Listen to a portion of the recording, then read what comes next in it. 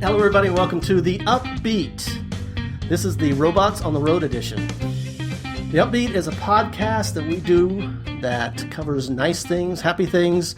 You know, if your Facebook friends have been keeping you down all week long by posting bad news about things, this is the one you want to listen to because we cover cool technology, we cover happy people, philanthropists, all kinds of things. Yep. Things generally to improve your mood. Yes, because it's not all bad news out there, people. It's not. And we're here to share some of the good. Who are we? Well, I'm Jason, and I think you're... Mike. That's who you are. Very easy names. Yeah. Yep. We keep it easy around here. No last names, so you can't find us.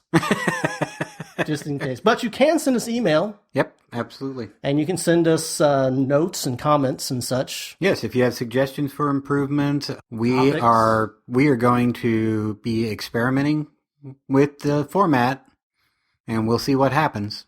Yes, that would be excellent. So send us topics ideas because, you know, sometimes our brains are too full. We're just that intelligent. Yeah, that's the problem. I'm a little full of it today. But that's okay because, like I said, our topic today is robots on the road.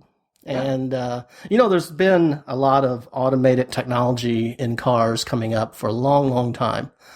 Well, actually, automation has been around longer than people even suspect in most cases. Yes, yeah. Especially in consumer vehicles. I know, for example... seatbelts had been automated at one time. Now, granted, they sometimes choked you, but they did happen to do a pretty good thing of keeping people with their seatbelts on when they were driving.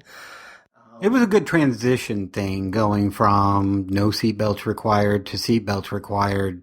You know, it was a good idea to have it be an automatic system for a bit. Yeah, that was good. Mm-hmm. And there's also automated headlights, which are out there now. So you don't even have to remember to turn on your headlights when the light starts going out, the sun starts going down. Yeah, in newer vehicles, they will turn themselves on and turn themselves off. You don't have to remember to turn them off when you get out of the car. Your battery won't be dead when you get out of the... No more dead battery in the morning. That's awesome. Mm-hmm. So that's very helpful. Automatic braking systems? Automatic braking systems have been around for a while, and they help you stop your car. And that's a good thing. That's a very good thing. There are times when you really need to stop. Well, you know, some people slam on the brakes and they don't realize you're supposed to pump your brakes. Mm-hmm. And these things pump the brakes very, very quickly. And the anti-lock braking. They can help stop. They can help stop you very well. So these are all automated things that have been in automobiles for a very long time. Mm-hmm. And let's see, what else? Is there anything else? Cruise control. Cruise control. That's a big one. Yeah. Mm-hmm. That's very handy. Go from driving a car, if I can speak, go from driving a car with cruise control to driving an older one without one. Or a newer one without one. Or even a newer one without one. And see how much more difficult that is when you hit the highway.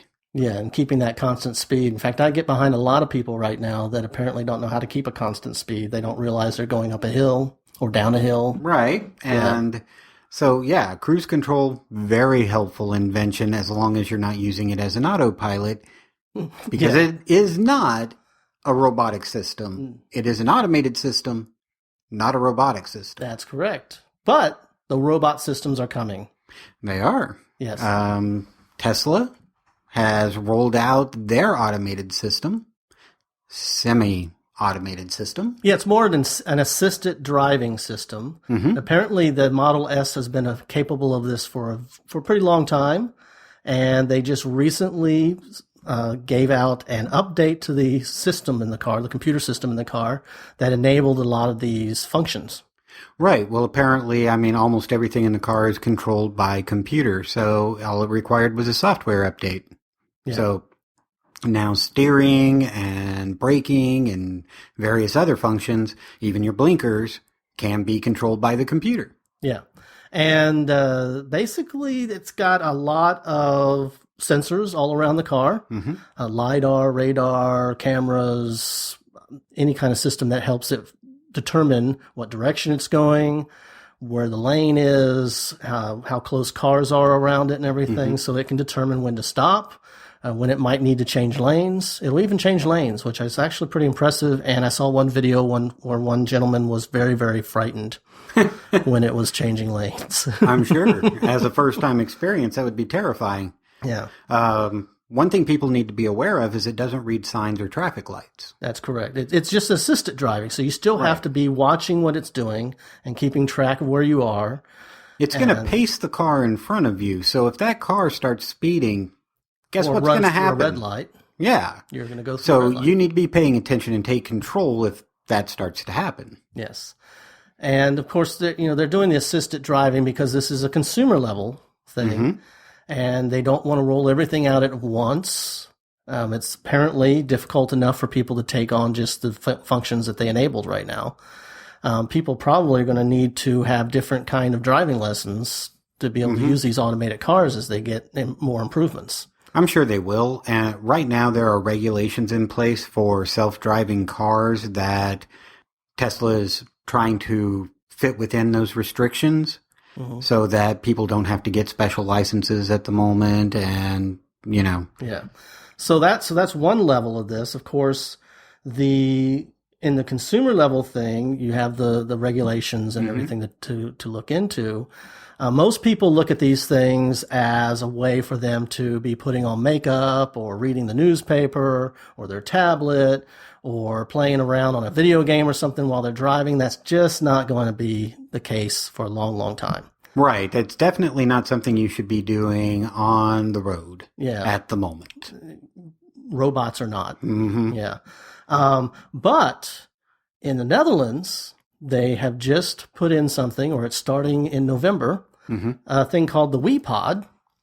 And the WEpod is actually a public transportation vehicle, carries about 6 people, and it's right now going to be basically between 2 towns. I think the towns are rather rural, so that keeps the traffic level at a minimum that they have to deal with. Well, it's a pilot program, so... Yeah. But that is between 2 towns and also around a university. So it's going to be going around the university, picking people up, and then taking people between these 2 towns. And it's fully automated. There is no driver. You just get in and go. Now, see, in that case, you can take a nap or read the newspaper. If you trust the robot, yeah. Well, I mean, there's not going to be much you can do if you don't. You just don't get in. You just don't get in. But, yeah, it sounds really cool, and I'm really interested in seeing what the test results are going to be on this. Yeah, they've done several tests, of course, before they're even putting this out on the road. Yep. So it's going to be interesting to watch that, because as that gets more use, and hopefully it goes well, it'll expand to other cities. I think I read the United Kingdom is looking at that WEpod for some things too. Now, these run on the regular roads, correct? They don't have their own special lanes or anything. That's correct. It's different from, say, one of the trams that you might have at the Dallas-Fort Worth Airport, or some other subways and such where they're basically driverless, or they have a driver but that it doesn't really do anything. So yeah, it does not have its own track. It runs on the regular roads. Well, there is a similar story in the U.S.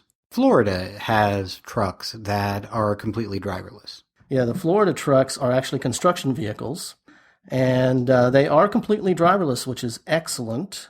But the interesting thing about them, and the reason that they can be completely driverless, is because they are being used in sort of a limited capacity at the moment. Yeah, very much so. They don't drive along with the regular traffic. They're not going at a full speed.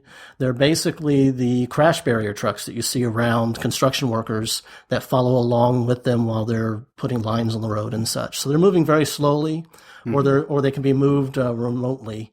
Exactly. They'll either be remote controlled, or they will be in a follow the leader configuration to where there will be a lead vehicle and a convoy of these trucks will be following.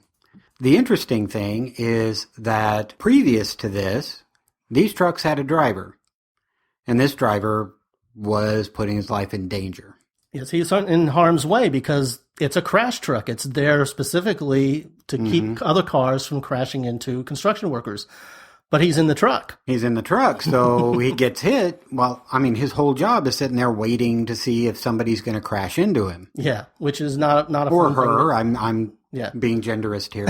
Sorry. So with these, that person doesn't have to be in the truck. The truck is run remotely, or the truck follows along with a lead vehicle or something like that, and nobody gets hurt when a car runs into it, except for the driver in the car, unfortunately. But, Right. I mean, the person not paying attention and running into the truck is still in danger. But the people on the road crew no longer have to assign lowest man on the totem pole to drive the crash barrier truck. and this will be a good test, because if this works well, then we may very well see construction vehicles taking materials and things from site to site, fully robotically. No drivers, just going from one site to another with no issues whatsoever. Right. It's a good test program, and the results will be interesting, as with all of these. Now, that kind of brings us to the really cool truck. That's right. The super cool one. Yep, that is the Freightliner Inspiration. And this is made by Daimler. Who also happen to own Mercedes-Benz. These trucks are, again, it's a test program. There will be a driver in the cab of these trucks. But other than the fact that he's there as a safety concern, these trucks are pretty much autonomous. Yeah, there's videos out there showing them at work, just driving along the highways. Now, right now, they've been approved, actually, for being used on the roads in Nevada. And, of course, Nevada has a lot of open space roads, just long stretches of next to nothing. Right. So it's a driver of a truck could probably fall asleep if, And I'm sure it's happened more than once. Yeah. So with this, all he has to do is kind of keep track of what's happening with the truck. He doesn't have to, be as physically active, which is part of the tiring part is keeping track of how much you're pushing down the pedal, how much you're turning the wheel, blah, all that stuff.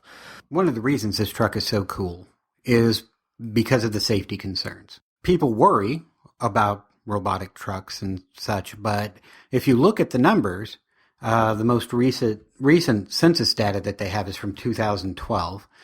Over 300,000 accidents involving large trucks, and that was 4,000 people killed in 2012. 90% of those accidents were driver error.